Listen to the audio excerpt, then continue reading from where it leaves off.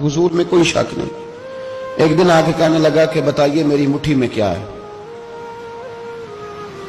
तो नबी पाक सल्लल्लाहु अलैहि वसल्लम ने फरमाया अगर मैंने बता दिया, कहने लगा अगर आपने बता दिया तो मैं कलमा पढ़ लूंगा। हुजूर ने फरमाया मैंने बता देना है पर तूने कोई नहीं पढ़ना, मैं बता देना है। कहा बताइए। तो हुजूर ने फरमाया चल सौदा कर लेते हैं, अगर जो तेरी मुट्ठी में है वही बता दे फिर तेरा क्या ख्याल है। तो नबी पाक सल्लल्लाहु अलैहि वसल्लम ने कहा क्या भाई अबू जाल की मुट्ठी में? तो उसकी मुट्ठी में कंकर थे, कंकरों ने कलमा पढ़ना शुरू कर दिया। जब कंकरों ने कलमा पढ़ा, पत्थर थे वो, उन्होंने कलमा पढ़ा। अबू जाल ने वो कंकर जमीन पे फेंके, कहने लगा ओहो तेरा जादू तो पत्थरों पहाड़ों पे भी चलता है। अब जुमला कहने लगा हूं समझ लेना। अबू जाल गोश्त का आदमी था, कंकर पत्थर थे, पत्थर कलमा पढ़ गए। गोश्त पोश्त का आदमी था पर कलमा, क्योंकि यहां क्या था शक, उसने आगे नहीं बढ़ने दिया। गोश्त पोश्त का शख्स होके पत्थरों से आगे निकल गया। नबी पाक सल्लल्लाहु अलैहि वसल्लम की खिदमत में आया। बल्कि वो जो यहूदी वाली रवायत है उसके पस मंजर में भी बाज मुहद्दिसीन ने लिखा है, उसको भी इसी ने भेजा। कहने लगा जाओ नबी पाक से जाके कहो अगर वो दरख्त आपका कलमा पढ़े तो मैं भी पढ़ लूंगा। दरख्त, अब दरख्त होते तो जानदार हैं पर कलमे तो कोई नहीं ना पढ़ते। दरख्त से भी तो इंसानों से कलमा पढ़ने की बात, अगर दरख्त पढ़े तो मैं पढ़ लूंगा। नबी पाक सल्लल्लाहु अलैहि वसल्लम दूर बैठे थे, दरख्त दूर था। और इमाम सुयूती अलैहिर्रहमान ने लिखा है दरख्त भी कीकर का था। नबी पाक सल्लल्लाहु अलैहि वसल्लम ने फरमाया उस यहूदी से कि तू जाके दरख्त को कह कि तुझे नबी पाक बुलाते हैं। फरमाया मैं गया तो फिर तुमने कहना जादू करके बुलाया है। एहतियात भी की, हर चीज आंखों के सामने रखी, तू जाके कह के तुझे बुलाते हैं।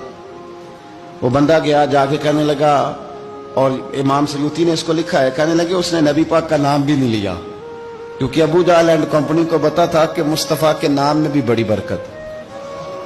खाली नाम भी नहीं लिया, कहने लगा दरख्त वो जो सामने बैठे हैं ना वो तुझे बुला रहे, नाम नहीं लिया हुजूर का। वो जो सामने बैठे हैं ना, जाअत ले दावत हिल अशजारु साजिदतन।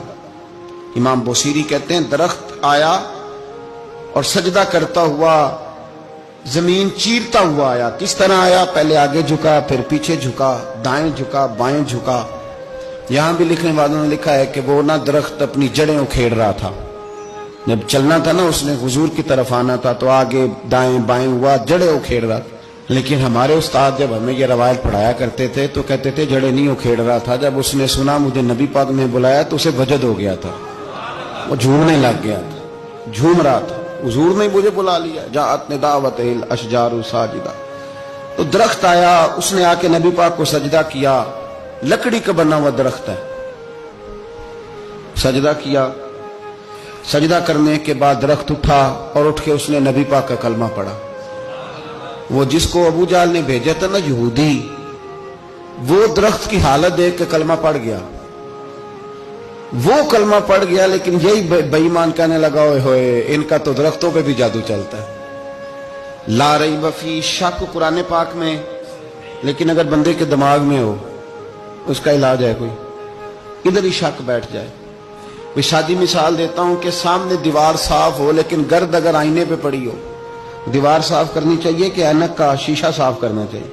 सारी जिंदगी लोग दीवार साफ करते गुजार देते, सारी जिंदगी तराश खराश करते गुजार, अपनी मर्जी की पेंटिंग करते गुजार देते हैं, पर अपनी आंख की पुतली साफ नहीं करते। आंख की पुतली साफ नहीं करते। किसी ने हजरत रूमी से कहा था हुजूर दुनिया में कोई अच्छा मिलता नहीं, फरमाने लगे थोड़ा रोना शुरू कर ताकि तेरी पुतलियां वुजू कर लें, वुजू कर लें। वो उन्हें पता चल जाए कि कितने साफ सुथरे लोग दुनिया में पाए जाते। तो भाई शक, अबू जाल फिर आ गया, कहने लगा अगर आप चांद के 2 टुकड़े कर दें तो मैं कलमा पढ़ने को तैयार हूं। अच्छा यहां भी बड़ी मजे की बात है, अल्लाह ने पहले कह दिया नबी पाक को कि इन्नल्लज़ीना कफरू सवाउन अलैहिम आ अनज़रतहुम अम लम तुनज़िरहुम ला युमिनून। महबूब ये जिनकी किस्मत में कुफर है ना, आप इन्हें डराएं चाहे ना डराएं, ये ईमान नहीं लाएंगे। कंकरों ने भी कलमा पढ़ लिया, दरख्तों ने भी पढ़ लिया, सारा कुछ हो गया, और अल्लाह ने भी कह दिया कि महबूब इस बेईमान ने कलमा नहीं पढ़ना। पर हुजूर ने फरमाया ये पढ़े ना पढ़े हमने मैदान नहीं छोड़ना। जितनी दफा आएगा ना ہم اسے ضرور معجزہ دکھائیں، جتنی دفعہ ہے ہم کیوں میدان چھوڑ. آگے کہنے لگا جی اگر چاند کے 2 ٹکڑے کر دے تو اقتربت الساعۃ وانشق القمر.